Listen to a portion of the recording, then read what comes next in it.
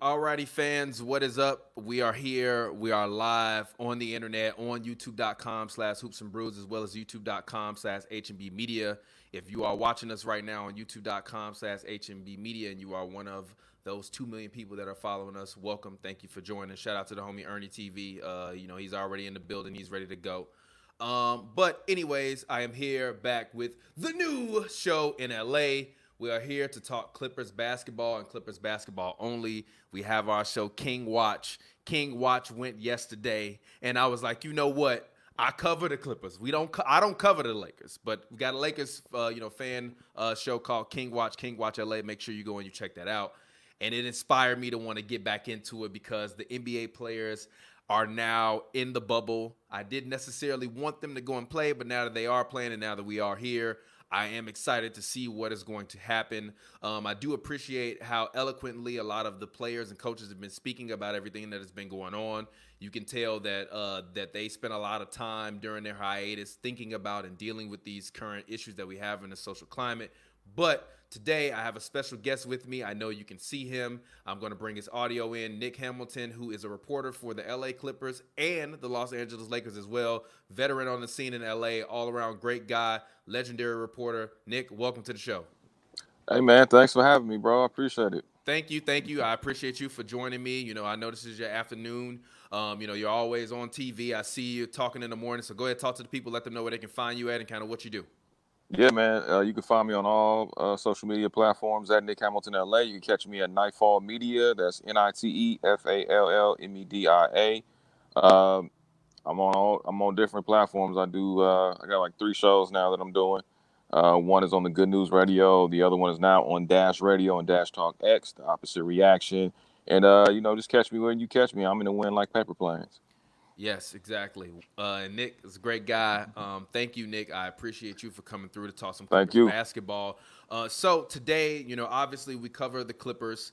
NBA media is now going insane. I mean, I think we've probably been on more, press conference calls than we probably were in a 3 or 4 day span, before at all when the season was happening. I mean, obviously the Clippers are a team that notoriously doesn't practice a lot. Doc Rivers is a coach that notoriously doesn't make his players practice a lot when they are putting forth the effort or on a championship run.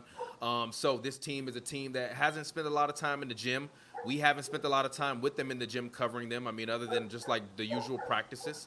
So obviously, Kawhi has finally made his way into the bubble. He is a person that was, speaking. Today he talked to the media. So I'm going to go ahead and I'm actually going to play, a clip of Kawhi. He's talking about the NBA season, how optimistic he feels about everything that's going on, as well as the NBA bubble and what he thinks about it. And then afterwards, I'll talk to Nick about what he thinks about Kawhi finally joining the team. He actually arrived later than the rest of the players. Go ahead and I'm going to cut to Kawhi. Thanks, Om. Chris Haynes, you're next. Chris, go ahead. Hey, Kawhi. Wanted to ask about the significance of this title run and how you think this will be perceived or compared to others. Obviously there's people talking about rewarding asterisks to this season. How do you look at this season and the trials you got coming up as you guys try to make this championship push? This is just the layout of this year, so just pretty much stay focused. I mean, it's not like a regular NBA season.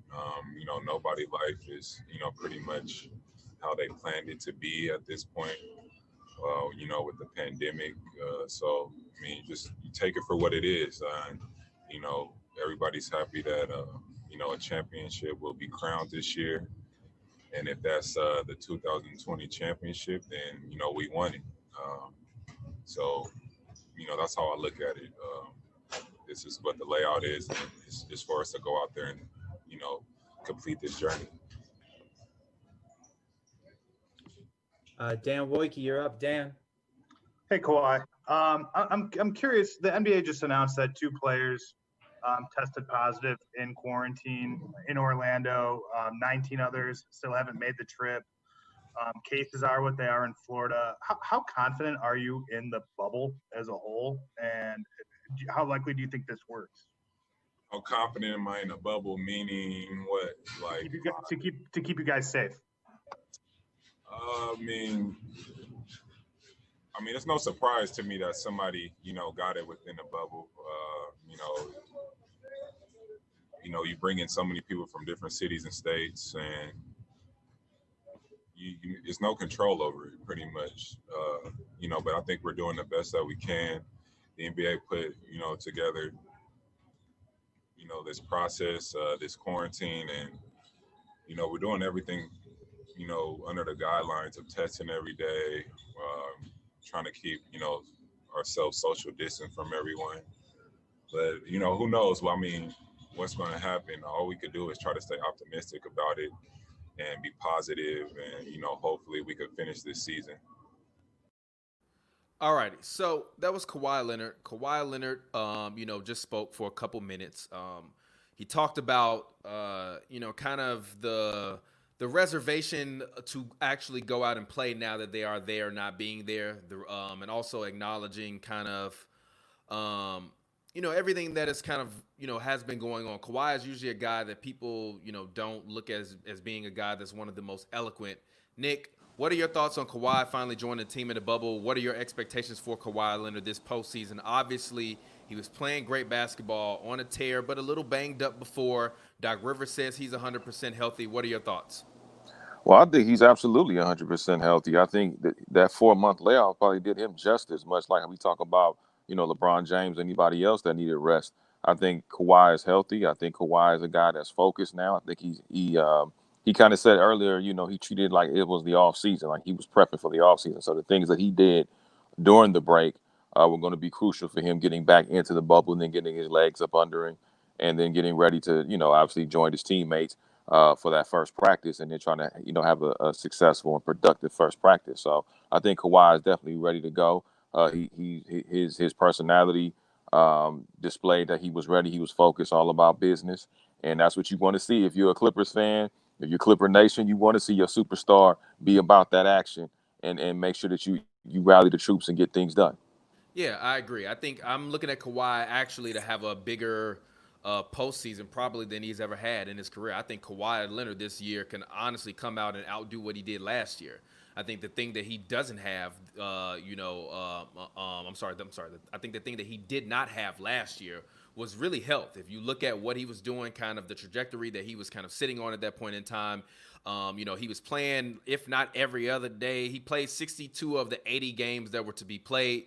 This year, he doesn't have to worry about getting to a full 82. He also, as he mentioned, not in that clip, but he mentioned in later in the press conference that the players have essentially had a full offseason off.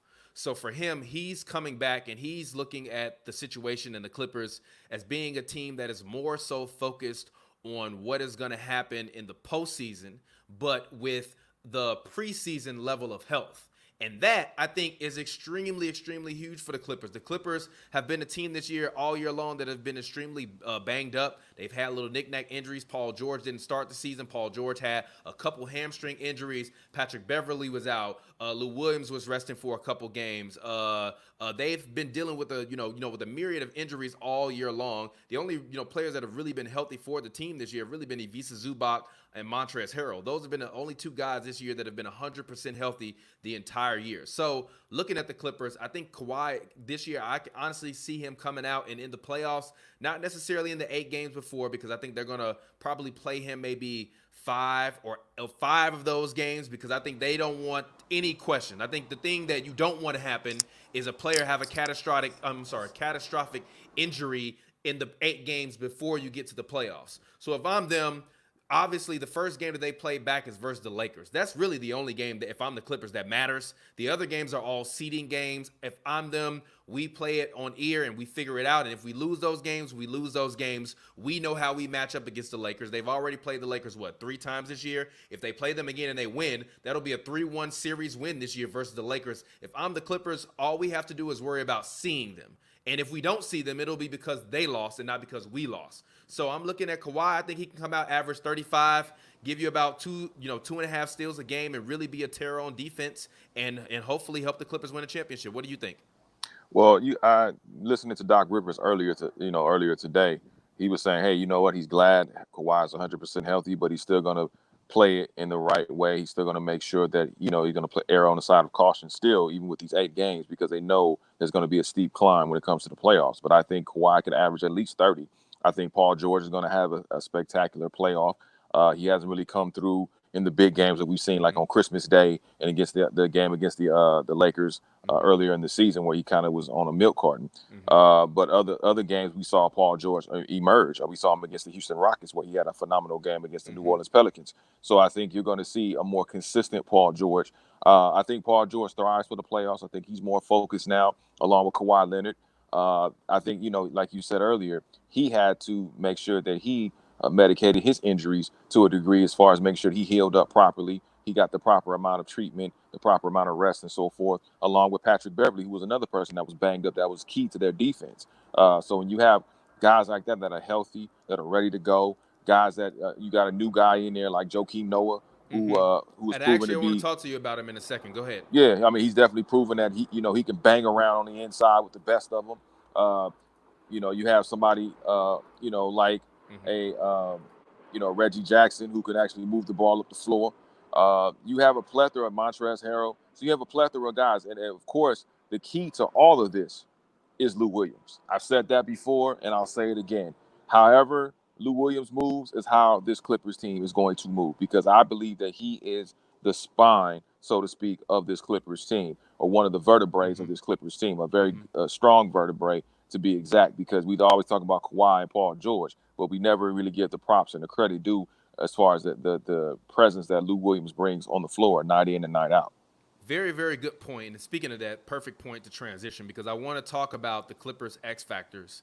But before I talk about that, I really want to have this Lou Williams clip about why he decided to come back. Lou Williams was a guy that actually was a proponent of boycotting the season, but according to Doc Rivers and all of the guys on the team, the players themselves took a vote as to if they were going to come back, and all of the players as a collective voted to come back. So they all agreed to come back collectively. I'll play this Lou Williams clip, and then we'll actually talk about the X factors, because I think that that's a great point, and I want to talk about Lou Williams and Montrez, because I think they're both X factors. Here's Lou Williams talking earlier yesterday about coming back and why they chose to come back.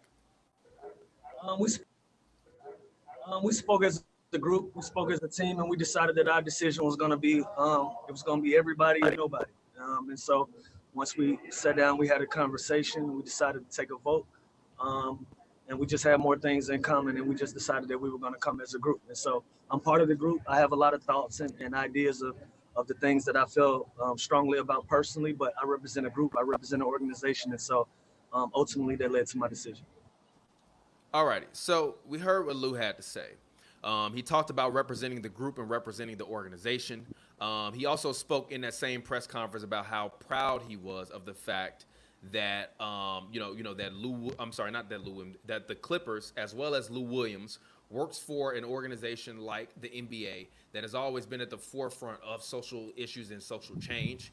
And he also spoke about, that being one of the also other reasons as to why he wasn't, kind of really too concerned once they all agreed to come back, because of the fact that the NBA has always been a proponent of change. So what are your thoughts on the Clippers and their X factors? Who do you think will be the Clippers' X factors in the bubble? Personally, I think that it's up to Lou Williams and Montrezl Harrell to capture that same amount of magic that they had before. But I think that the difference is that a guy in Joakim Noah, who I actually think is going to be the Clippers' largest X factor in the bubble, personally, because I've spoken about this when I did the Locked On Clips podcast, with the guys of the Locked On Clips podcast. Ivica Zubac is always in foul trouble.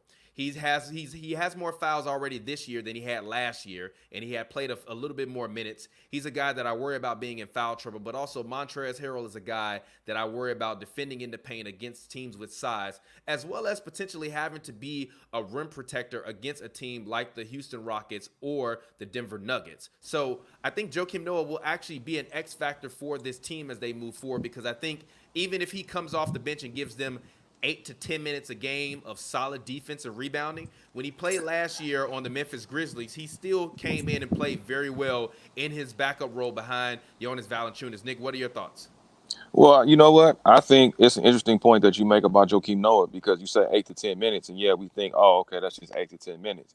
But I look at beyond that. I look at the coaching, what he's going to be coaching on the sidelines when he's not in the game, giving guys like Ivak and Zubac, input, giving him an overall outlook and where he should be. And then in the practices too, working with Zubac, making him tougher but smarter at the same time, so he doesn't get caught up in foul trouble as much. I think same thing with Montrezl Harrell. I think Montrezl Harrell is an incredible player. I think the guy plays with energy. He plays with a lot of passion, but he's going to have to learn how to control that passion sometimes, because that passion, unfortunately, has got him into some trouble down the stretch. And I think he's going to have to learn how to control that. And I think you got a guy like Joakim Noah who's all about energy, but I think he's matured enough to know when to turn that energy on and when to turn it off. And I think that's going to be a key factor, not just from a physical standpoint, but from a mental, because Doc has always preached to his players, even throughout the quarantine, hey, let's win the weight, meaning let's be tough, not just physically, but let's be tough mentally. He's been preaching that all season, but especially during the quarantine. So I think now you got another guy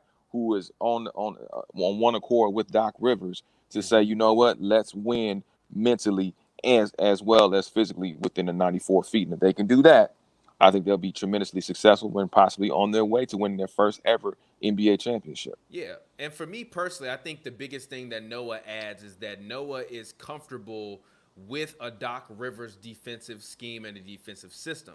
And the reason why I say that is not because Doc Rivers has ever coached Joakim Noah, but Tom Thibodeau. If you know anything about the Chicago Bulls and Tom Thibodeau was the driving force behind Doc Rivers' defense, that defended against the Lakers and won that championship against the Lakers. They won the championship. He went on then to coach the Bulls and take the Bulls to the conference finals. Tom Thibodeau's defense is Doc Rivers' defense. Tom Thibodeau, because you all don't know this because you haven't been there behind the scenes, has been at a numerous amount of Clippers games and Clippers practices this year, talking to the coaches and talking with players. So he is a guy that has been around this organization. Joakim Noah is a guy that is extremely fiery and known for being one of Tom Thibodeau's greatest defenders when Tom Thibodeau was coaching in Chicago, but and not physically on the court, but off the court as well. So he is a guy that will rally behind Doc Rivers and likes a player's coach. A lot of guys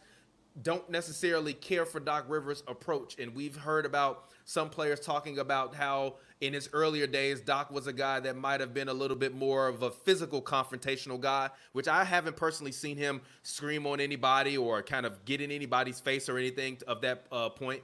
But I can remember hearing players on like the Knuckleheads and other stuff talk about their interactions with Doc and how they didn't necessarily care for it. Noah is a guy that's going to thrive on it. Noah is a guy that's going to be on the floor when the timeouts happen, being the first person off the bench to not slap hands because of COVID, but to say, hey, you missed this rotation here. Hey, you should be over here. Hey, if you do this, cut him off here.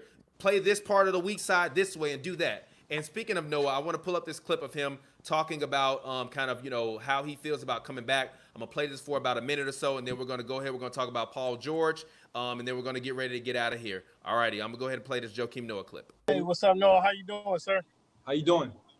All right. I got a couple questions for you. First, why the number 55? And then I'd like to know, some of your colleagues have expressed the fact that they didn't want to go back to the bubble, feeling it would take away from some of the social justice issues that they want to focus on. Why is it important for you to come back and play? And then what message would you like to send to a society and the youth about coming back to play basketball? I think that we're very blessed to be working right now. A lot of people don't have jobs right now. This is a time where there's not a lot of hope. So hopefully being out there and playing brings hope, and we can this is what we love to do, is play basketball, and this is how we inspire. So everybody has a responsibility to use their platforms and bring positive. And I think that's what it's all about, just being able to use your platforms and bring to the community. Thank you, Joe. Next is Brad Turner. Go ahead, Brad. Thank you. How you doing, Joakim? I'm just curious. You signed with the team a 10-day contract, and then they sign you for the rest of the season. How are you feeling physically, and How are your skills right now since you haven't played in a while? I feel really blessed to be in this situation. You know, in September, I had a freak accident and cut my Achilles. And, you know, I told myself that that's just not how I wanted to end my career. So, you know, the day after the surgery, I was in the gym working out with the hope of making this team, you know, and I knew that if I didn't keep training and if I got a call from the Clippers and I wasn't ready, I knew I would have regrets for the rest of my life. So I kept training, and to be in this position right now, I feel very fortunate to be in this position. Being with great players, being in a position to win a championship, it's not something that I take for granted. You know, we're away from our families right now, but this is the price that we have to pay. Alrighty, so thank you, Joakim, for the eloquent answers. I love the fact that he is a guy that is also a grizzled vet when it comes to speaking to the media. So he knows the right thing to say. He's been in the national spotlight since he was at Florida. So I think my two X factors for this team are Montrez and Joakim. I think Montrezl Harrell has to come out and play like a max player. In order for him to be able to not only get the maximum contract that he wants, but also in order for him to really be able to establish himself as one of those guys. I think he's a guy that if he gets a max or goes to the Eastern Conference, he can be an all-star next year. And I think you make that and you start your legacy and make your bones in the playoffs. You don't do that in a regular season playing on a bad team.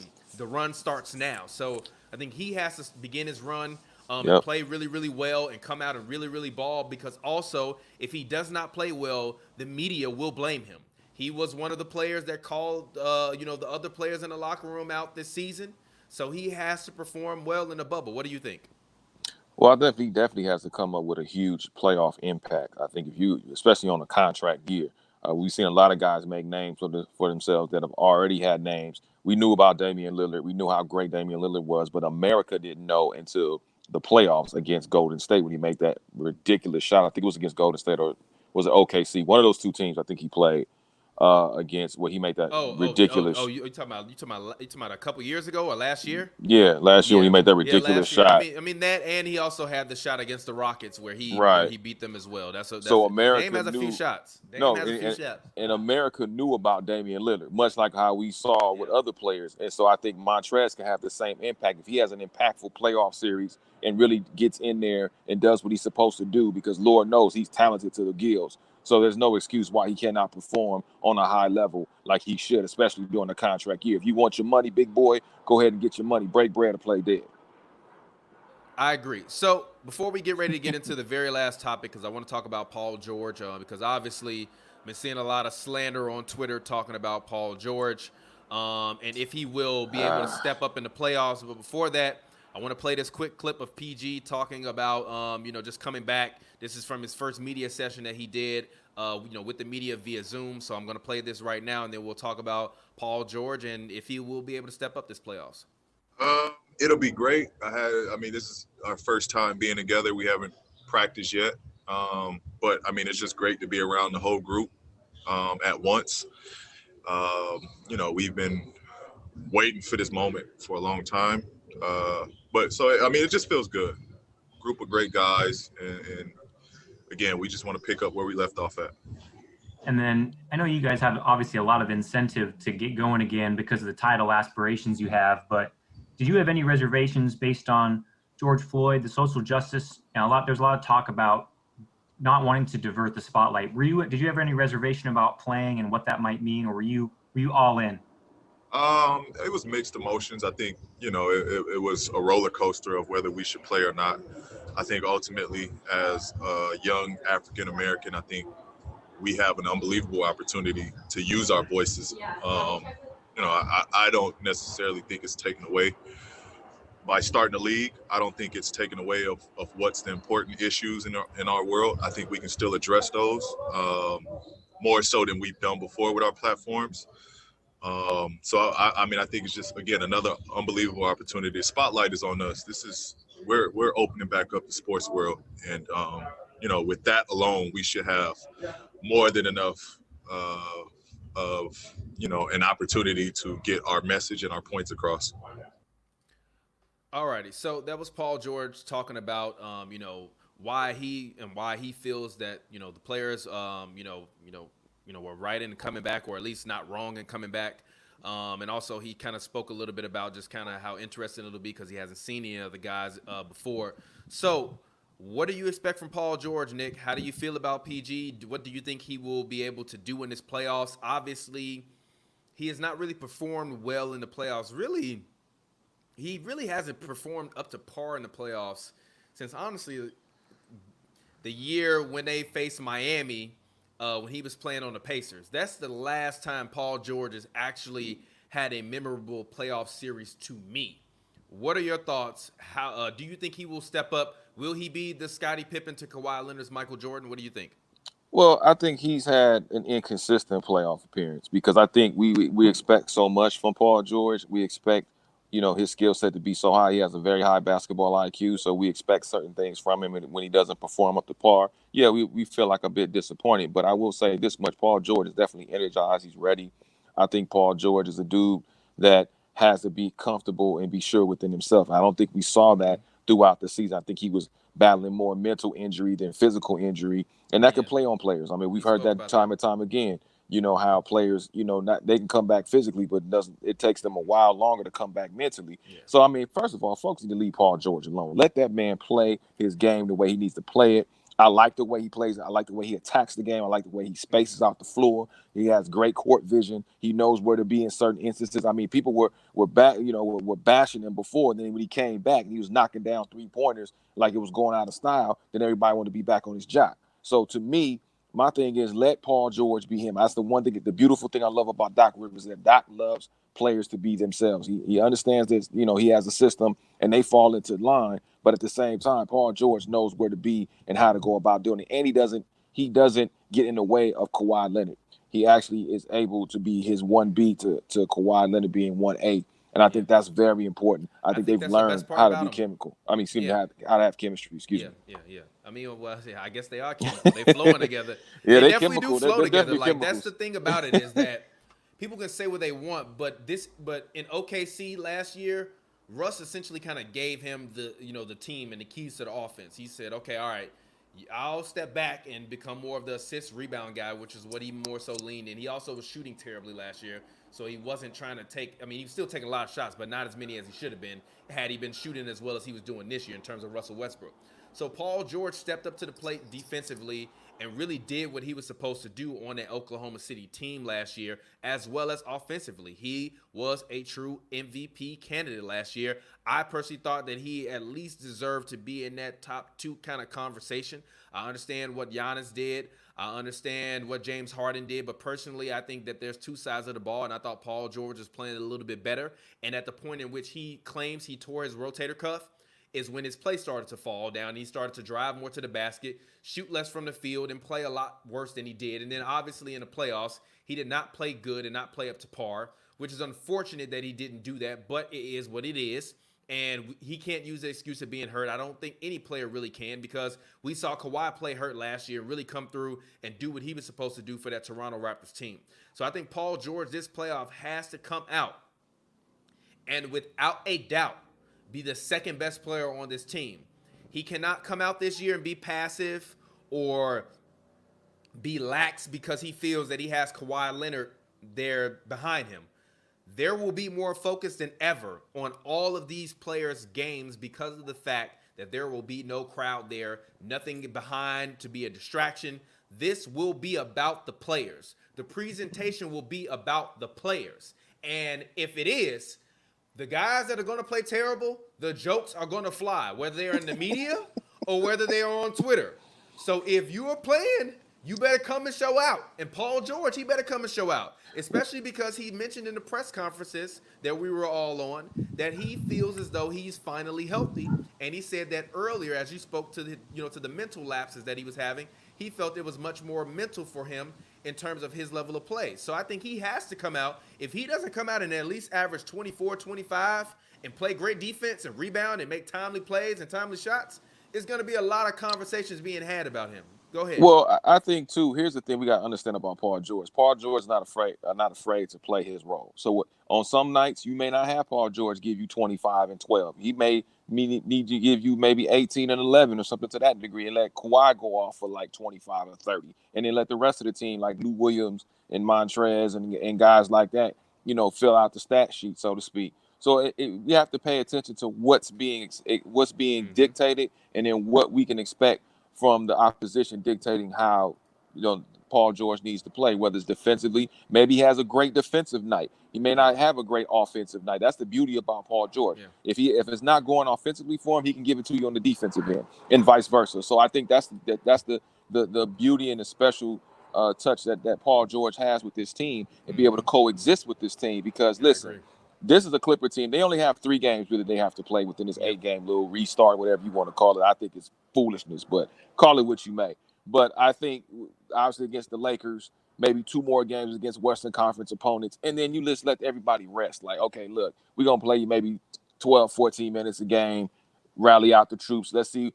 Doc is trying to figure out what his final playoff lineup is going to be, more than likely. So that's what you do. You use the last 4 games to say, okay, hey, look, who can we shuffle in? Is it going to be a Reggie Jackson? Is it going to be, how much can Joakim give us night in and night out? You want to know something crazy? When we were talking about those X factors, I completely forgot about Reggie Jackson, who actually in his last 3 games or 2 games or whatever, as a Clipper, actually was starting to develop a rhythm. He also has had a lot of months to be able to watch tape, and he spoke to the media the other day as well. And he mentioned how this offense isn't very complicated in terms of complex. You just have to know the right reads. I think he said, and I'm paraphrasing it, but he said anybody that knows anything about basketball can play within this offense. You just have to make the right reads and know where you need to get the ball. So I'm glad that he knows that is what his role is on this team, because far too many times Reggie Jackson has done too much. And I don't need him to do too much. You have Paul George. You have Kawhi. You have Montrez. You have Lou Williams. Just come in, play smart. When Patrick Beverly get into foul trouble because he's growling it at people and growling in their ear and snarling at LeBron, come in and step up and make valuable plays. But that's about it. I think this championship run for the Clippers, if they will win a championship, will begin and end with Kawhi Leonard and Paul George. TP, as intelligent as you are when it comes to basketball, you and Pappy, I disagree with some of y'all takes, because good Lord, I swear y'all be drinking with you guys between some of these takes. But what I will say is this much, all jokes aside, the biggest X factor that we have not considered, neither one of us have spoken on this show, the biggest X factor to all of this, whether it's the Clippers, whether it's Kawhi, Paul George, or whoever, is the Rona. Yeah. The Rona is going to play the biggest X factor. Because I don't think that we're going to crown a champion this year. Really? Not because the Clippers aren't suited. Not because their other teams aren't suited. Okay. I think because it's a time factor issue. We're against the clock. You and I both watch games where teams have been down by 20 and they got 7 minutes to go and they trying to hurry up and make a rally, and it's just not. They get down to maybe 3 to 4 points, but it's just not enough time to complete the rally. That's what I think it's going to come down to. Which is also one thing I will say. I didn't watch that TBT tournament, the basketball tournament, but I didn't watch it in full.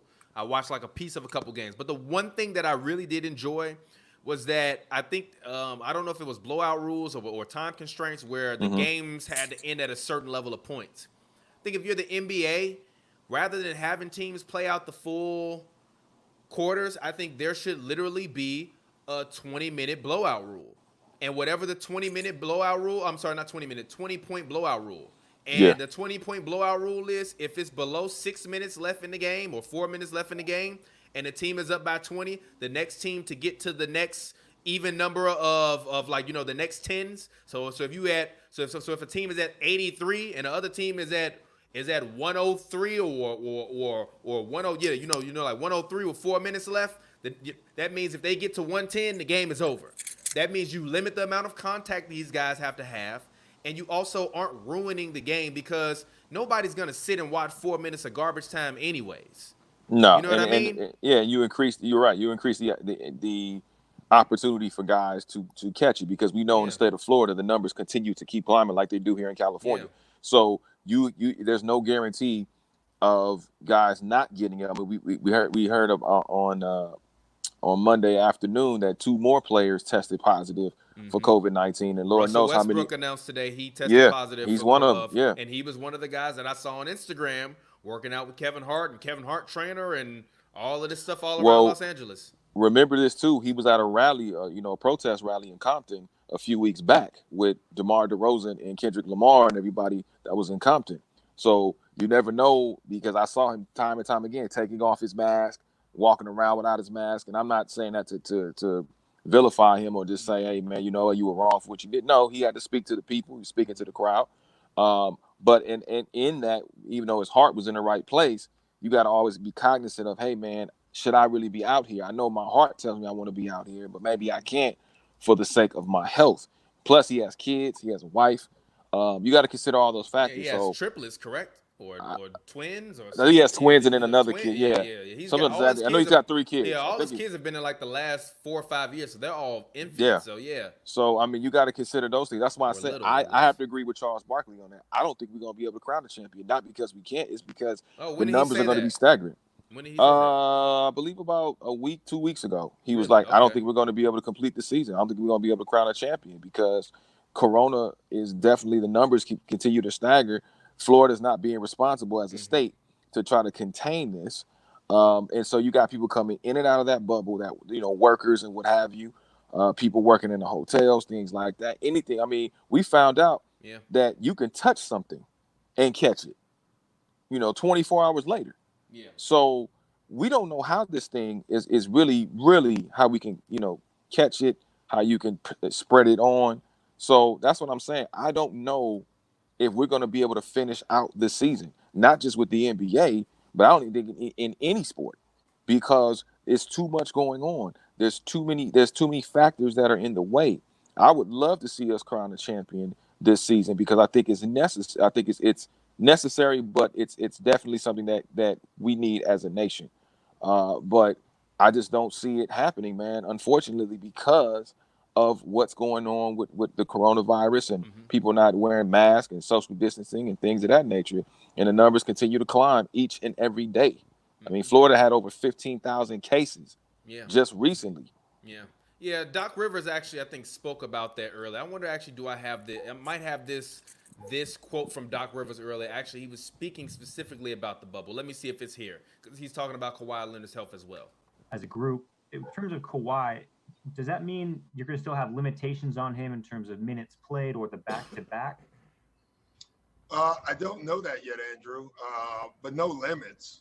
Kawhi's healthy, for the most part. That still doesn't mean that we don't want to maintain him and get him through the first 8 games and get ready for the playoffs. We want to be smart about this, not just with Kawhi, it's with everybody. But, having everybody healthy was more about training camp. I mean, we really did not have a great training camp because we didn't have enough bodies and enough of our key guys practicing and getting in. We have a virtually new team, so we needed our new guys to be on the floor, and we didn't have that ability to do that. This time, for the most part, we'll have everybody in. Thanks, Andrew. Next up is Cameron. As a group. Yeah, I'm sorry. I guess he didn't speak about it in that clip, but he did speak about it today, at least, in terms of the bubble. They were, because I believe one of the reporters, as the story broke from Shams and Woj or whatever, actually Woj is suspended. Woj, hold on, wait a minute. Woj. If you want to stop working for them, come work with us. I didn't say for us. Come work with us. All right, we got millions of people here. We got a platform.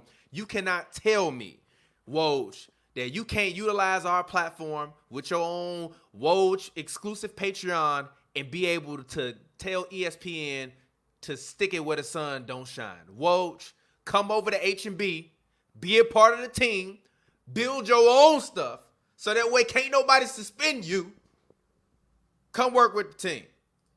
Anyway, All I gotta say is free. Go All I ahead. gotta say is free Woj, and Woj can work with Nightfall Media anytime he wants to work with them. Yes. You know, we can He gonna work it come out. to HNB Media first, cause we want him. We gonna start a bidding war for Woj. Hey, well, let's put the money, put the suitcases up. like Nipsey said, get your lawyer on the phone. We can make it real. But anyways, Nick, I appreciate you for joining me on the new show in LA, the All Clippers show. I will be back now doing this once a week. Now that we are back into the full swing of things, it's actually easier to do this at home because of all the Zooms than it is to cover the games, because then I got to be there for 6-8 hours, then edit and all that stuff. So it'll be a lot easier for me to be able to do the new show in LA and still be able to keep up with everything that's going on currently. We will continue to bring you all exclusive sports coverage and sports highlights and conversations. HNB Media TV is here to stay. We are looking for new voices. If you are a new voice out there and you have your sports podcast or your video podcast, or you make sports videos, or you're a random reporter in Oklahoma that covered the Sooners, but you want more than whatever traffic you get right now, send us an email, hit us up, contact at Hoops and Brews. We are looking to work with everybody. We are starting the new and the next generation of media and sports media. Hashtag We Do Media Better. If you're watching this, make sure you go right now. You like the video right now. You subscribe to the channel as well. Also, please make sure you go to our Patreon, patreon.com/HNB. We have an exclusive chat room there for all of the fans that want to join in. You'll get access to all of the podcasts 6 hours before anybody else, and you get to help support your favorite media platform. As always, it's your boy TPJ. You can find me on Twitter, Instagram at RealTPJ. And I want to thank my special guest, Nick Hamilton, for joining me on the new show in LA. Nick, go ahead, talk to the people, let them know where they can find you at. Hey, man, well, thank you for having me. I really appreciate it, man. Continued success with all that you all are doing. You can find me on all things social media at Nick Hamilton LA. You can catch me on my weekly show, digital weekly show called The NH Experience, every week on YouTube and all streaming platforms. You can catch me on Nightfall Media, NITEFALLMEDIA.com. And catch me everywhere you can catch me. I appreciate the opportunity, bro. Please do go check out Nightfall Media. Talk to Nightfall Media. Check them out. Nick covers, as I said, the Lakers. He does an extremely great job of covering the Lakers. He is a veteran reporter in LA, veteran reporter on the scene and in media. He covers everything from basketball to sports to galas to award shows. You name it, he does it. He covers it. You can feel free. Tell the people where they can catch you at on television, because I know you're always on television. Talking with the guys on the morning talk shows. Can you let them know where they can find you at it? Yeah, go ahead. Yeah, you can catch me on NBC4 here in Los Angeles. I'm going Rogan. I'm usually on there every week. I'm on AM 570 in LA. Or if you're not in LA, you can catch me on the iHeartRadio app on AM 570 lunchtime with Rogan and Rodney. You can also catch me on Dash Radio, Dash Talk X, The Opposite Reaction, with myself and my other host, Jackie Ray. We get into it. We don't agree on hardly anything, so it's a beautiful show. It's just life. It's just fun. Sports, politics, pop culture, you name it, we do it. All right. All righty. Thank you, Nick. I appreciate you for joining me on the new show in LA, and I will get up with you later. Fans, all of you all out there, thank you as well for joining and checking out the new show in LA. As I said before, I will be back here next week. Same channels, youtube.com/HNB Media TV, also youtube.com/Hoops and Brews. Make sure if you want to donate, continue to support this channel, bit.ly/HNB Tips, patreon.com/HNB, or you can hit us up on Streamlabs, streamlabs.com/Hoops and Brews. Feel free to support us. We appreciate every single thing. And until next time, I will get up with you all later. This has been your boy TPJ on the new show in LA for youtube.com/HNB Media TV. We will see you all later. And until then, stay healthy, stay safe. Peace out.